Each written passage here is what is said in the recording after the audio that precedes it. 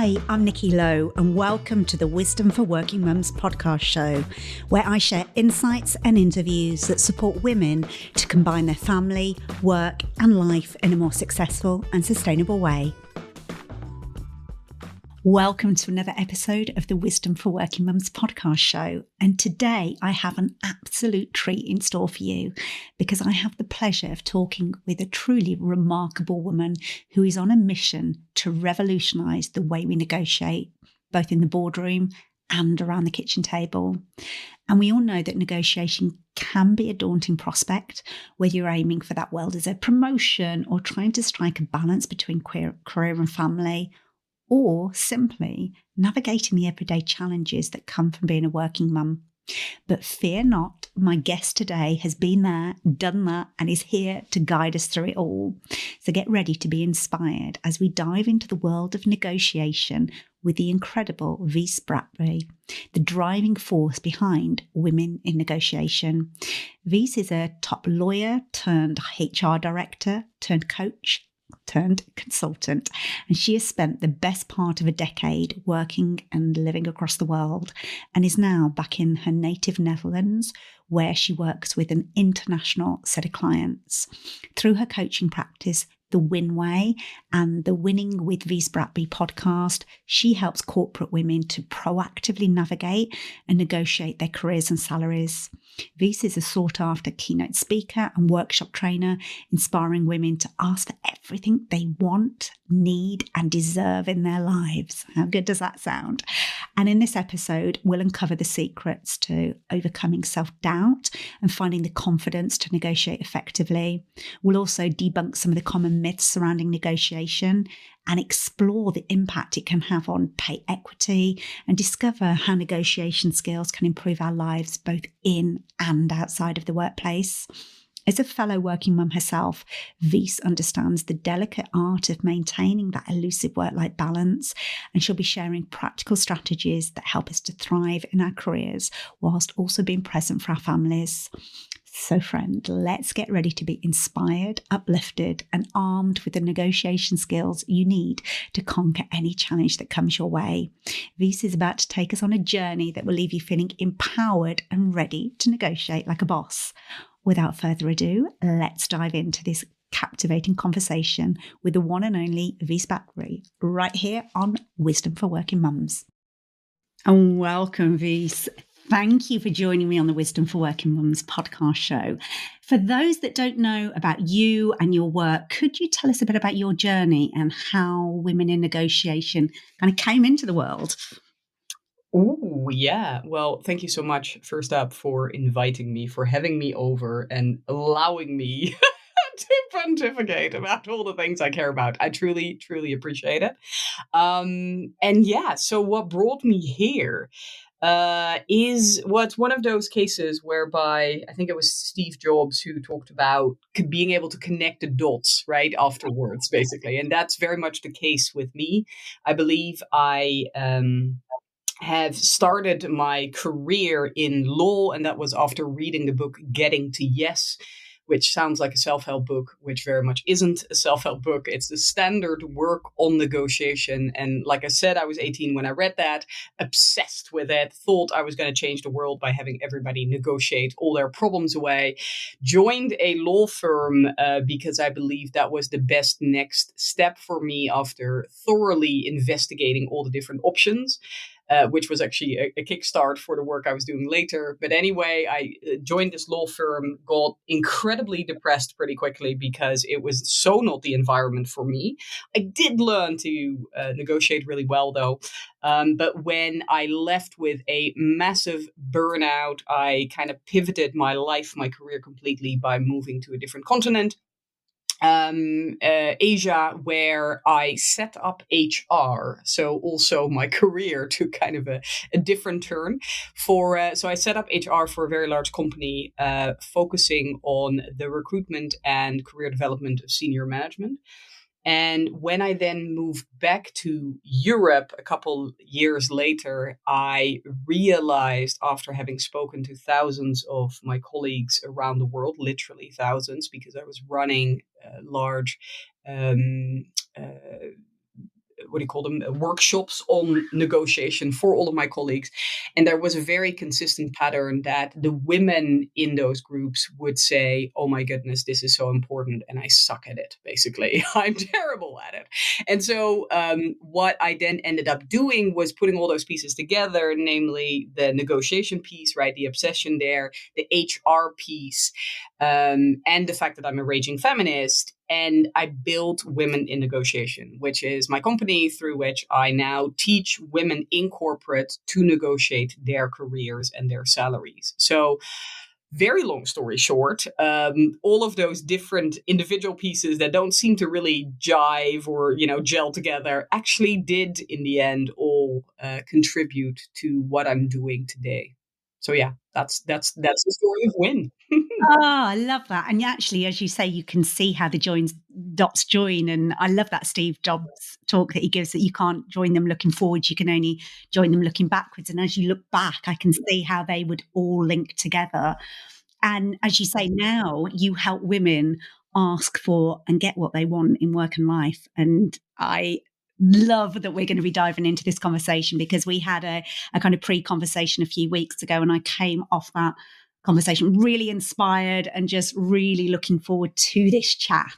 So if we kind of start with this piece around negotiation, just generally, what in your experience are some of the misconceptions or perhaps myths about what negotiation is and what challenges people face with it? Yeah, sure. Well, actually, starting with that piece that I mentioned just before, right, where all my colleagues were sharing, oh, I'm not good at it, right? I realize it's important, but I suck at it. I think that's the biggest misconception that I hear from women when it comes to negotiation. And it's a myth. It's totally not true. And don't just take it from me. It's the research that backs me up there.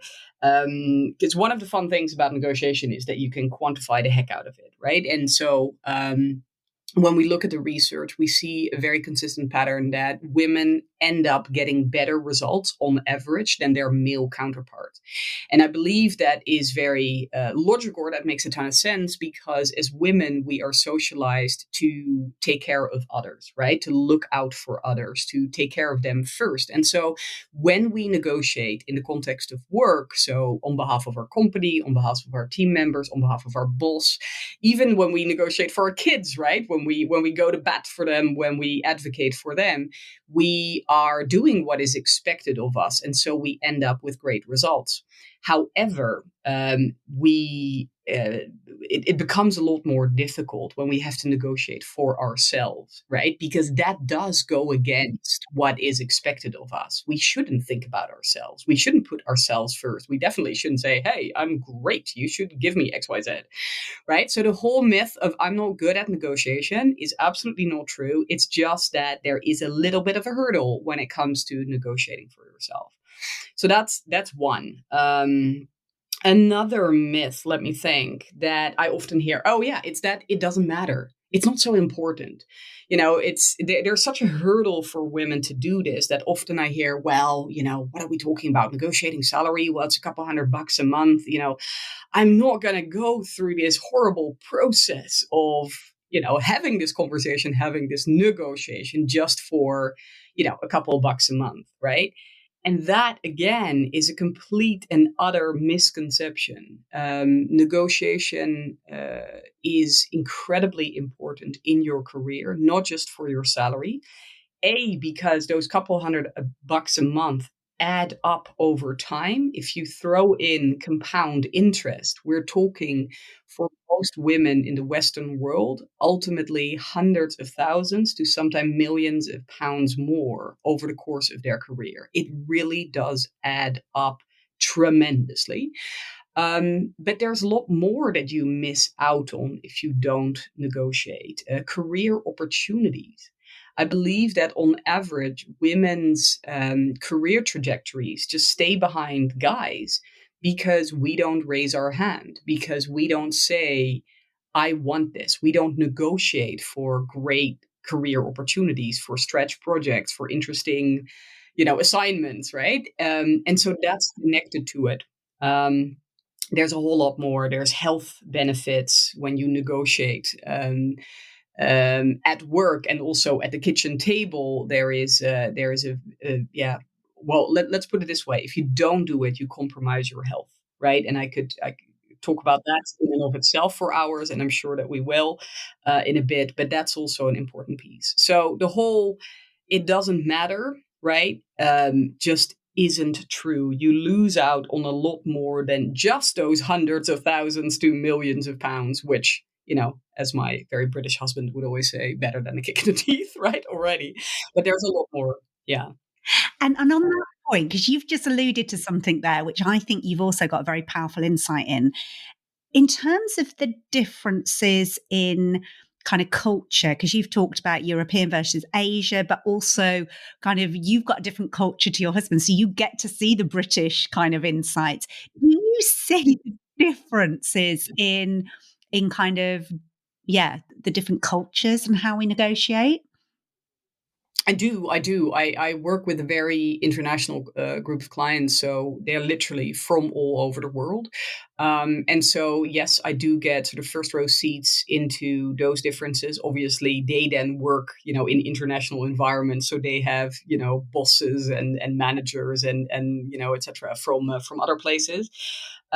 What I always come back to is something so I studied this at length. I did a semester on cultural differences in negotiation back in the day.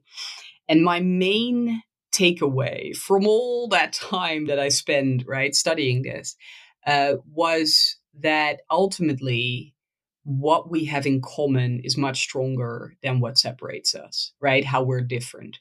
And so, yes, of course, there are subtle, nuanced differences in the delivery, during a negotiation. But like I said, what we have in common, right, where we share approaches and ways of doing things, that is ultimately much more important. So I wouldn't get too hung up about the fact that, oh, my boss is from XYZ, and that, means that I, as a person from this different country, right, really struggle with that. To give you one example, I'm Dutch. I'm incredibly blunt and direct and in your face. I haven't knowingly been hindered by that, even when talking or negotiating with people from cultures that are a lot more indirect, right? A lot more subtle, where there's a lot more context basically necessary for subtle hints. So yeah, it's there. There are differences. I don't want to minimize that completely, but there are. Let's not overstate it. Let's put it that way. Love that. Okay, brilliant. So sorry, I interrupted your kind of misconceptions and myths around kind of negotiation. Oh yeah, I had one more to think of. I had one more that I thought about. So if you don't mind me sharing, and the reason that I'm quite keen to talk about this is because this is something that I hear from women always, and it's women, right? So the other pieces I'll hear from guys as well, but this one is specifically strong for women, and again, logically so, because of how we're raised. And that is the fear that speaking up for yourself, that negotiating for yourself, right, will negatively impact the relationship that you have. That carefully constructed, relationship that you have with your boss will all come crumbling down the moment that you raise your hand and you say, you know what, we need to talk. And it really is a misconception. Yes, it's true that you can do things wrong and that you can get, things wrong. But across the board, what I see is that when you negotiate in what we refer to as the win-win method, right, of negotiation, which is really focused on getting an outcome that works for both sides, which is the way to negotiate in today's day and age, right? Long gone are the days that we just, the question is who screams the loudest and who is, physically the strongest. We don't work like that anymore. It's all about win-win. And what I see is that when you negotiate that way, that actually the relationship becomes a whole lot stronger. I had just one example. I had a client this week comment on. So she's a consultant. She's a partner in a consultancy firm, and she has joined a startup. And you would think that making that jump and negotiating really hard for herself, because obviously she had a lot to give up on, right, in terms of being a partner in a very one of the big, consulting firms, and joining a startup, that she would have to give up a lot of her salary. In fact, she is making more than she has before, but that is down to a process of about 3 or 4 weeks of negotiating really, really well for herself. And I was about to use the word hard, which she has in a way, in the sense that she increased the original offer by 75%. She tripled the equity part of the deal, right? So she has negotiated really hard for herself and got really great results. And you would think that maybe after such a lengthy and thorough and hard set of negotiations, that, there was some kind of negative effect on the relationship. But the actual opposite is true. The thing that she kept commenting on was not the financial results she got.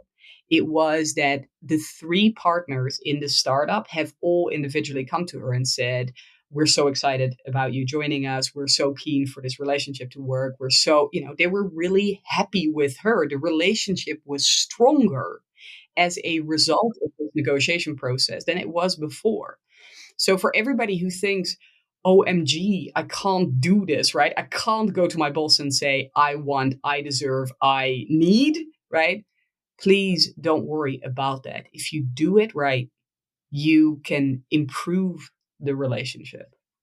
I love that. And I know you've got so many examples like that really bring this to life as well, which I think are brilliant.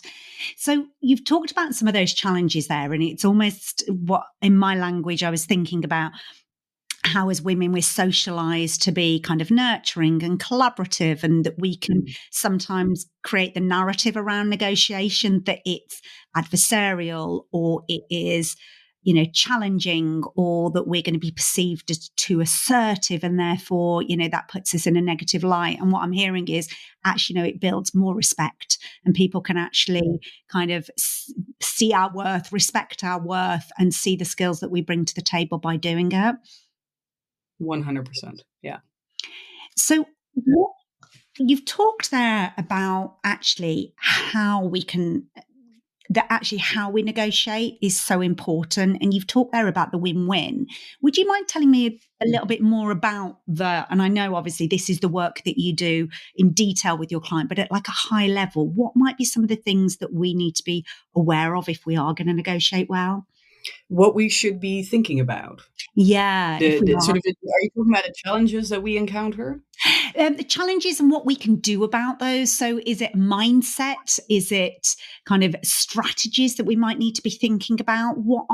So if those are some of the challenges that we face, like how do we navigate those? Very good question. And it is both of those. I have found that the main challenge that my clients encounter is their own mindset and their own ambitions, or lack thereof, that they don't aim high enough for themselves, basically. And I think that is the result of that, being socialized not to ask for yourself, right? It's uncouth to speak up for yourself.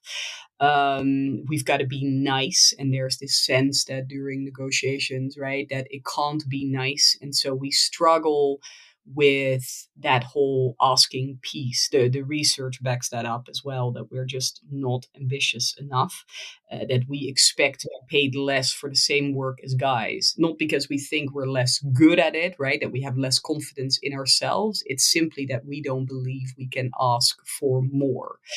And so those are some mindset issues that are really, deep inner work, so to say, that you have to do.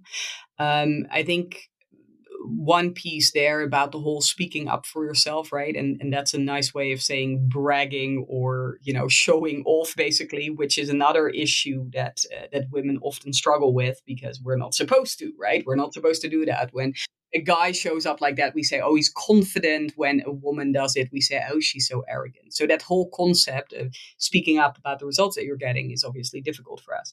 So I think one of the sort of a trick way of changing that is really just reframing bragging as sharing, as talking about sharing with the other side what you are capable of doing, so that they can utilize what you share with them, all the things that you're great at, right? They can utilize that in the future. I mean, how are they supposed to know that you can do that if you don't tell them, right? So really just looking at that whole concept of speaking up about what you're good at, as sharing that information, which ties into the expectation, right, on women. And I think we can take that further, right? So, for example, the whole idea of asking for ourselves is not done. If you reframe the process of negotiation or this conversation, right, in which you're asking for yourself, if you reframe that into focusing on the other side, and instead of right focusing on you and I want, I need, I must, etc., but instead you get wildly curious about the other side, and you get wildly curious about what it is that they need and they want, then you are, it's a lot more palatable for the other side, right? People love when you get wildly curious about them. It ties into the stereotype of women, caring about the other side. But what we find is that as long as you make sure that at the end of that whole investigation into what the other side wants, you also share what you want. And then you engage in the creative process of figuring out a solution that works for both of you, you're golden, right? So all these things feel work against us, we can use them in our favor. And it's just making me think, as you're talking, Wies, about an experience that I had very early on in my corporate career. And there was me and a girl called Nicola. She was Nicola Cutmore at the time. She's Nicola Lunsden now, that I'll give her a shout out. We both worked for a software company, for an IT company, a technology company down in London, as students. So we did a 4-year degree. We did a year out in industry and worked for this technology company. And we both got invited back at the end of our degree to come and work for the organisation, and got taken on effectively a graduate salary. And a couple of years into kind of working for that company, Nicola went to her boss and basically negotiated she was like, look, I'm doing the job of, my peers, but you are paying me significantly less. And went in and had this negotiation that effectively just doubled our salary overnight. And I say our salary because what they did is they went, oh, if we're paying Nicola, we've also got to pay Nikki because that's only fair. And through her negotiation, she got my salary doubled. And that was such a powerful kind of moment in my career that it hadn't occurred to me to ask for more, which was interesting. Yeah. And even if I had, I would never have expected to just have my salary doubled overnight. Plus our on target earnings were like significant, this revolutionized like my earning potential. And I was like 23, 24. And the ripple effect by her doing that, it kind of, by default, I had my salary increased. And so that impact, you talk about being a raging feminist, and it's like, actually, but if we each do this, the shift that we make for each other as well by doing that. 100%. Let's normalize this, right? And so, I mean, there's so many lessons, right? Takeaways from that experience. I imagine one of them, the first thing I was like, hey, yeah, hashtag sisterhood, right? Like, well done, Nicola, for doing this for herself, but in her wake, right? Helping you and undoubtedly others as well. I think it's incredibly important. I always tell my clients, right? You don't have to take the world on your shoulders. You've got enough on your plate as is. And I do believe that in you negotiating for yourself, you're normalizing that process. And if you can at all, right, take your sisters with you. And so inspire them, show them just by the example that you're setting, right? Inspire them to do the same, help them, hold their hand, right? Give them a kick up the bum when they need to do this. It's so freaking important. And there. I love this story so much, and I'm so happy that it happened so early on in your career, because that message or that lesson you then take with you for the rest of your career. And also, again, we talked about compound interest early on. The earlier you start with proactively negotiating, i.e. earning more than before, right, the better it is, obviously, for the rest of your career, because you're never going to go under it. You're never going to go, and earn less than that. So it's only, that upward trajectory is there. Absolutely. And Nicola's still a good friend of mine. That was over 20 years ago, and we're still kind of good friends. She now has got kind of a very senior role in a big technology company and is doing phenomenally well for herself. And as you can, from that story, you would expect that. But it got me wondering about you and your story, Wies, about, was there a moment where you ended up going, I've got to step into my negotiation power? Or is it always been part of kind of just you and your personality? And you say you're Dutch, you're quite direct. Has it happened by chance, or have you kind of had specific moments that have kind of forced you into becoming a great negotiator? Yeah. Well, I'm so happy that you're asking this, because leaving this story out of the introduction felt a little bit unfair, but in the interest of time, I skipped it. But glad we're talking about it now, because the interesting thing is that exactly as you said, I didn't realize that I had to negotiate. That was very much the case for me as well. Which is funny, considering that I went into law because I was so obsessed with negotiation. I even knew how to do it. I've been trained, throughout my studies to do it. And so there was that. But also, when I didn't realize that I had to do it, just like you, right? I didn't realize coming into my law firm that there was an opportunity to negotiate. I famously didn't as a result of that. And I'm saying famously because I did a whole TED talk that started off with this story, where I saw what they offered me and I was like, I'll sign on the dotted line. Like they might retract it otherwise. I'm just going to sign here, right? They even gave me the opportunity to take it home and sort of study it and think about it, right? But I was like, no, I'll take it. Thank you very much. And so I did. I didn't negotiate there. Then started speaking to my co-workers and found out that others, the men, were making more money. And not because they were better than me, but because they had asked. I had simply neglected to ask because I didn't realize that you were supposed to, right? So I didn't do it then. Got extremely unhappy with that because of my whole sort of sense of, equality, right? That had always been an important thing to me. And so I felt really horrible about myself. I took very much responsibility for this. I didn't blame anyone but myself, but vowed to do things differently in the future. And so when I left the firm, and joined a new company, I negotiated the heck out of that and increased the original offer by 35%. Plus, importantly, really shaped the role. And so that experience of first figuring out, right, when I sort of when I was still studying and figuring out what do I want to do with my life with a law degree, there's so many things you can do. So figuring out the process of, okay, what is my best next step? Combined with this experience that I later had joining this large company where I really shaped the role. I took control of it and I completely reshaped it from the original offer, plus then negotiating it, right? Those are all little puzzle pieces as well for what, ended up being the work that I do now, because I don't in WIN, right? In the coaching program that I have, we don't just focus on that last piece, the negotiation. That comes at the end of, I always say it's like 10% of the process. 90% is how do you how do you enter the negotiation room, right? How strong is your case? How happy are you with the role that you're going to be doing? How happy are you with that whole setup, right? And so there's a ton that you can do.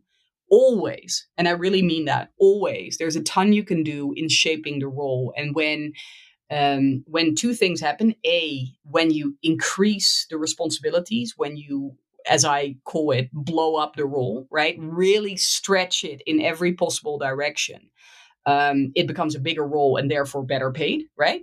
And the other piece is that when you stretch it, when you shape it to what you are perfect and great at doing and what you're excited about. So obviously you commit harder, so to say, to the role, but also they shape it around you, right? Rather than you trying to pretzel your way into a little box that they have in mind, right? This is the role. This is what you need to do.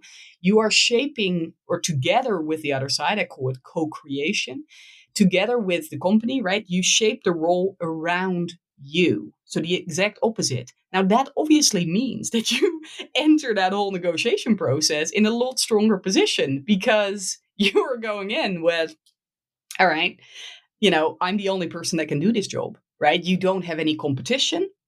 They use, quote unquote, right, every part of you. So it's a lot easier then to negotiate a great setup. And so bring this back to your original question, like this is all the result of my own experiences here, where it became a whole lot easier negotiating a big increase once, I was the only person they were talking to and the role was so perfect for me.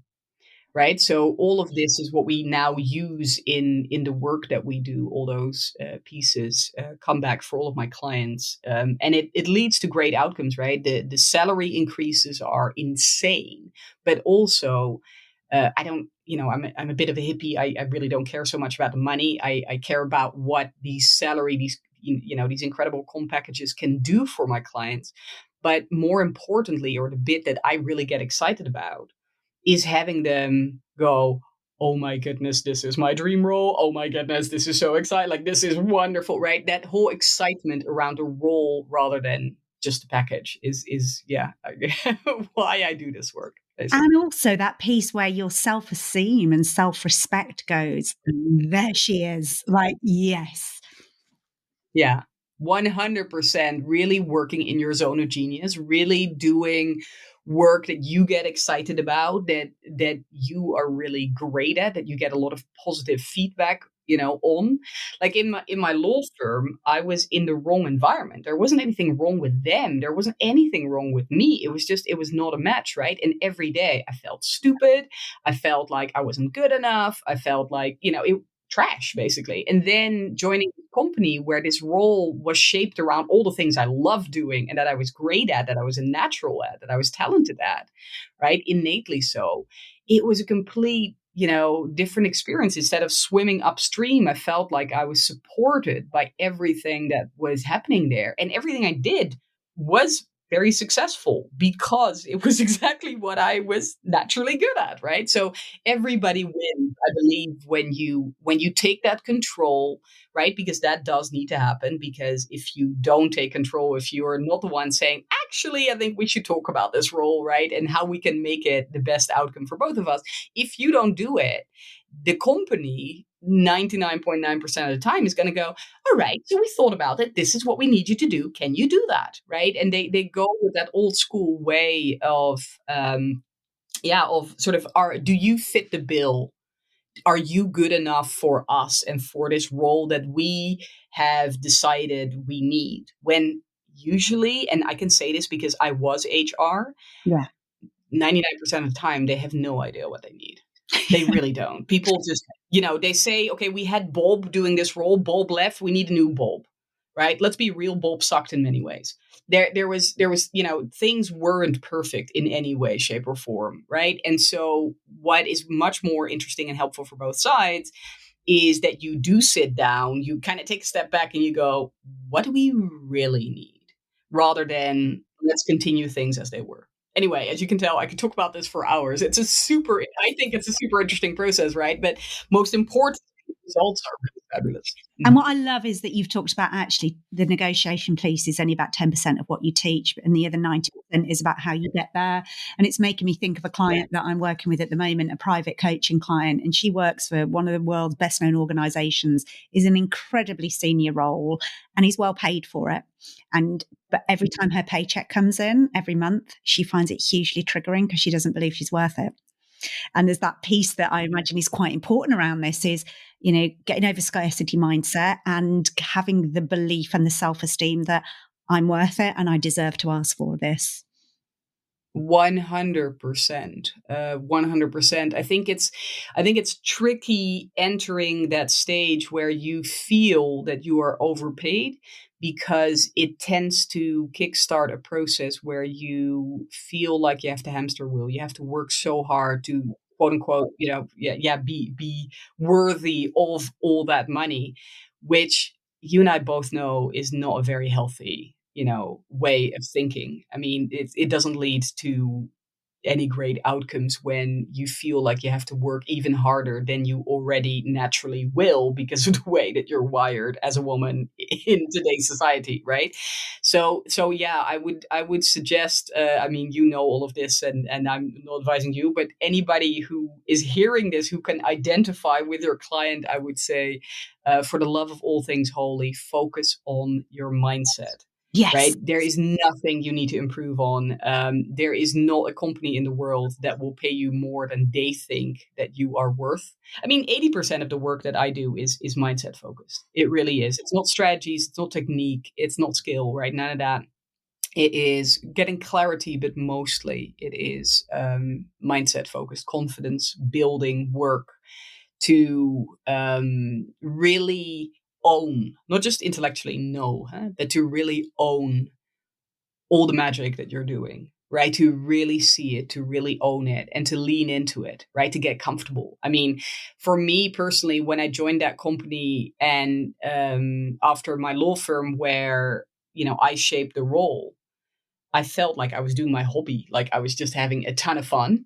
And I was getting great results, but I was just having so much fun that I sometimes wondered, like, this doesn't feel very professional. This doesn't feel like, I should get paid this amount of money for it, right? Because I was having so much fun. And it was only when I started really realizing, oh, in this environment and in this role, right, this setup that is just perfect for me, right? It feels easy because it is easy for me because I'm so good at it, right? Naturally, I don't have to work hard for it. Whereas in the years before, all those years in my law firm, I was constantly focused on how I didn't live up to expectations, how I wasn't good enough, right? So really changing my mindset there made all the difference, truly. And then it was just fun, pure fun. Yeah. And listeners to my podcast will have heard me I talk about the difference between the magician and the mule mindset. The mule is, I have to put all the work in, I get paid for every hour that I work. And if I'm not working, I'm not earning. And that magician mindset is when you own your zone of genius and you leverage the hell out of it and you seem to work less or enjoy it more and it just comes more effortlessly. And I love that that's what you teach your clients to do. So I know that you not only help women in the workplace, but also around how this can kind of transform our personal lives. Can you kind of share some examples of how negotiation skills has positively impacted your life and perhaps the clients that you work with? Yeah, 100%. I mean, I think sort of as a key piece here, you need to understand, right, that you only have one life. Okay, that sounds really, simplistic, but you have one life. Yes, career is part of that, but your home life is as well. And they impact each other tremendously. Meaning that if you have a setup at work that isn't working for your home life, well, they'll notice that, right? Back home. You will notice it, obviously. And the same way, if things are really tricky at home, that has a spillover effect into your career. So the two are completely linked, connected, part of each other. And so, before I talked about the misconception that negotiating for yourself isn't important. Well, this is a key piece, right?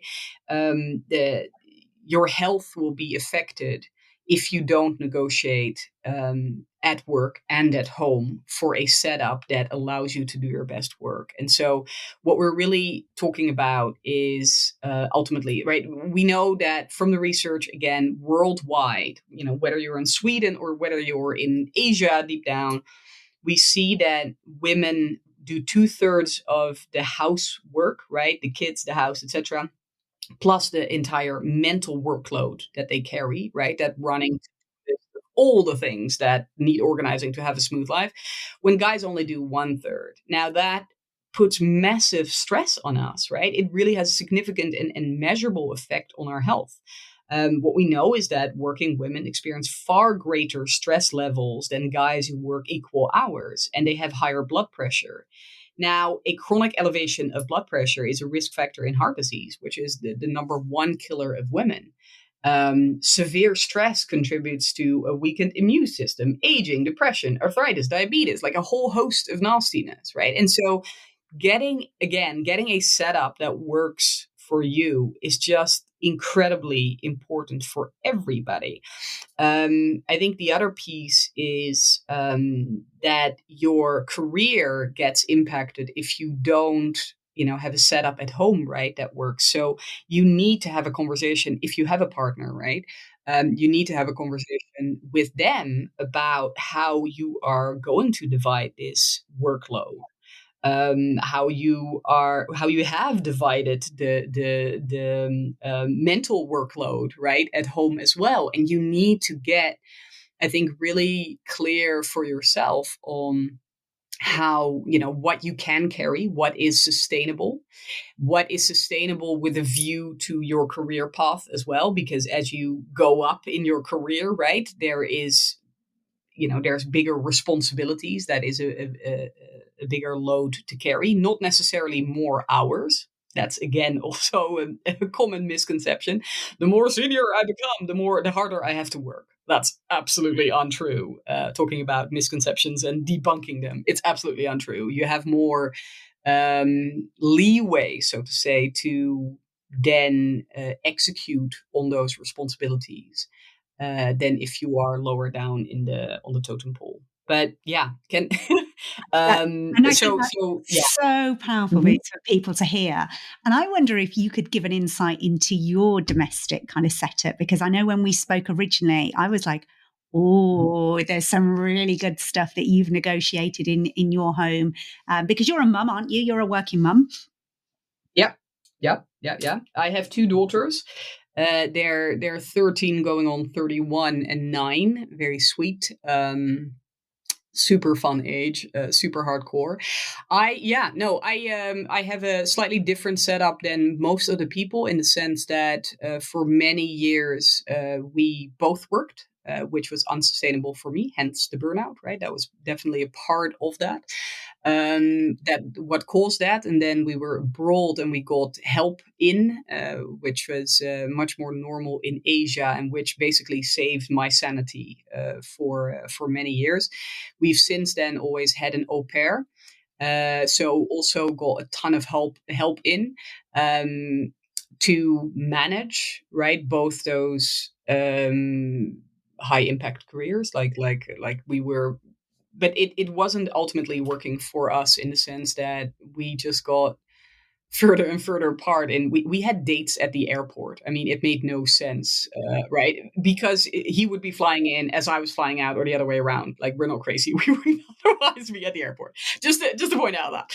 But yeah, no, it was tricky. And so when we moved back to my native country, right, because my husband's British, but when we moved back to the Netherlands a couple of years ago, I actually proposed to him to take the time that, after 20 years of, being big in finances and operations, and, having this really high pressured role, right, to take a couple months off and to help us settle here. And then from that place of sort of zen, right, start looking around for other roles. And to help me in the business as well. And we kind of never stopped doing that. We never quite had a conversation that we were planning to have after those 6 months, right, to see how things were happening. I guess because we were both very happy with it. So we now have a setup whereby I work slightly more than full time, I have to admit. And my husband works within the business, right? And also takes care of pretty much everything at home. And that's a setup that we will have for as long as it works for both of us. Obviously, I'm incredibly fortunate. I'm incredibly happy with this setup. I can really, I tell my clients, I am the man in our relationship in that sort of traditional, division of labor. And it's really freaking good. I'm really telling you, it's really good. Because he takes care of everything. He's incredible. It's also it fits him a lot better because he's just the way that his brain works is a lot more, I would say, aligned with what is important for a family. And that sounds really cryptic. What I'm saying is that I have a terrible memory, and so I'll forget everything, whereas nothing will escape his attention. So that works as well. But yeah, we have the division whereby he basically takes care of everything at home, and I work full time, more than full Yeah. time. Yeah. And I think that really struck me from our original conversation that you've kind of switched those gender roles on their head in your Yeah. home, and also the cultural, because you were saying obviously your husband being British, there's that cultural dynamic as well about how you've navigated that.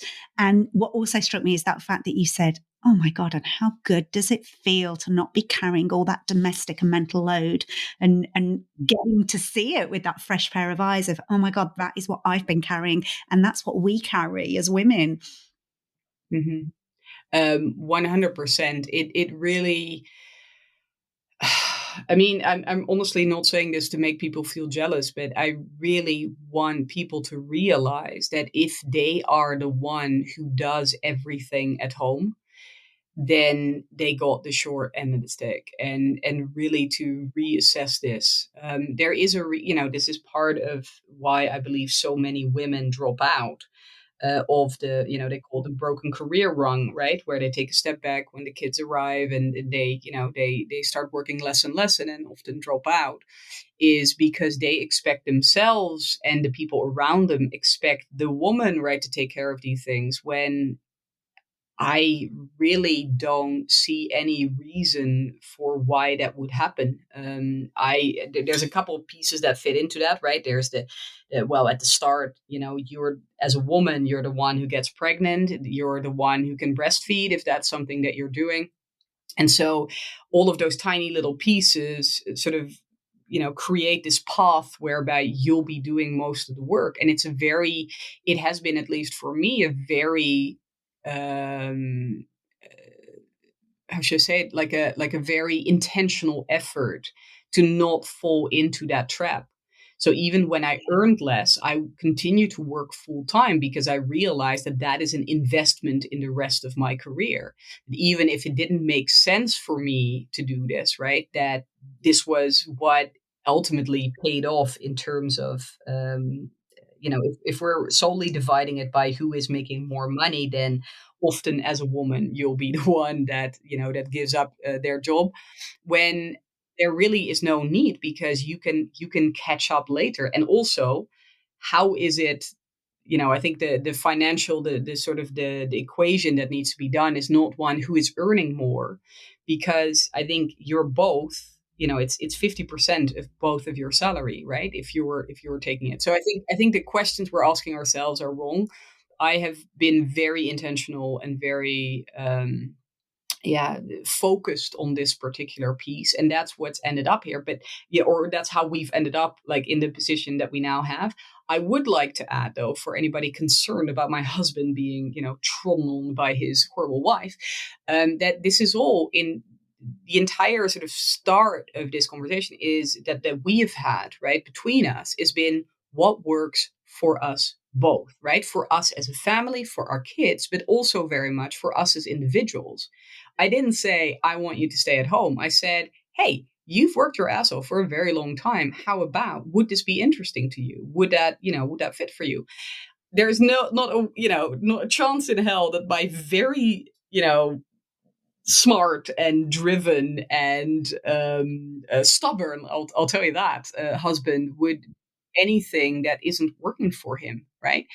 I think the only difference in our relationship with what I see many of my friends have in their relationship is that I am very aware as well of what can happen if you don't put your focus and your intention on this.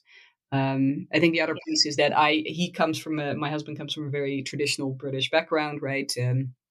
Mother worked in a little bit in the company of my father-in-law, three sons, right? All very British. I come from a very different setup whereby for a large part of my life growing up, my father was at home. And so I think had that example of how perfectly fine, that was, or in fact, how great it was. And I really do believe that my husband's loving, spending so much time with his girls, really loving being a part of their life to a much larger degree than a lot of other people or a lot of other men are. Right. So that works beautifully. And how powerful it is in terms of the context about what we're talking about and about knowing, getting clarity on what you want and what would work for both of you, and feeling empowered to ask for what you need and want. And the piece that I'm also hearing is when we have that negotiation power to ask to be paid what we're worth, that puts us in a better position. As you say, it's not about who earns the most, is who works the most or not. It shouldn't be about that, but the mindset that puts you in terms of your personal power and not falling into those traditional gender roles. So I can see how, how important that really is in this. So we've talked about so much goodness here. I'm just wondering if there was just one thing you wanted someone listening to our conversation to take away from it, what would you want that to be? Oh, have you got an hour? No, I'm kidding. No, basically, I think take responsibility, right? Take responsibility for your career, and for your life, right? Don't wait. I posted in my group today that I think the most powerful lesson that I've had in my life even is no one's coming to save you, right? You have to, no one's going to give you permission. No one's going to choose you. You have to do all of that yourself. And when you do that, so when you do take responsibility, when you don't wait for your boss to come to you and say, oh, you deserve more, or you should go for that project, but instead, right, to really think for yourself, what is it that I want? What is it that would serve me? And then learn the skills to get the other side to buy into that, right? And to work with them to make that work.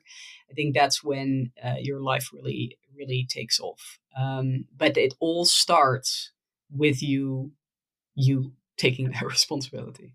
Yeah. Yeah. And, just hearing you say that, for some people, that might be triggering in that, oh God, it's all on my shoulders. But actually, that puts you in your personal power of, yeah, it's only me that can do that. So let's step up and do it. So I am sure people are going to want to find out more about you and your work, Wies. So where would you point them towards? And I'll put all these into the show notes. Oh, wonderful. I hang out on LinkedIn quite a bit. I rant there a ton. Instagram these days as well. I'm now with cool kids. So women in negotiation, right? Win is my company. So if you type that in, you'll find me. My name is very funny. Wies Bratby, Wies, and then Bratby is Bratby. And I also have a website called womeninnegotiation.org. org at the end, where you can find my blogs, you can find all kinds of things. There's also a free training there, a seminar that I've done where I actually delve into some of the things we've been talking about that might be really interesting for people if they're looking for support there. I also have a podcast as well where I do some coaching. It's called Winning with Wies Bratby, so that might be interesting. Fantastic. And I'll also put a link to your TEDx talk as well. So those will all be in the show notes, and people can find them at wisdomforworkingmums.co.uk/119, because this is episode 119. So you'll find all the links there if you need them. So Wies, thank you. It's been an absolute pleasure. I always love speaking to you. So thanks for coming on and sharing your story and your work with us. Oh, you're very welcome. Thank you for having me. It's been an absolute pleasure talking to you, with you. Loved your shares as well. So thank you very much for having me. It's a pleasure.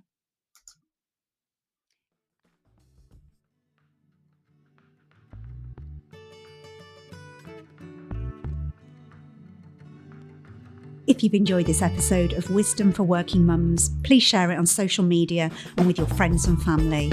I'd love to connect with you too, so if you head over to wisdomforworkingmums.co.uk, you'll find a link on how to do this. And if you love the show and really want to support it, please go to iTunes, write a review and subscribe. You'll be helping another working mum find this resource too. Thanks so much for listening.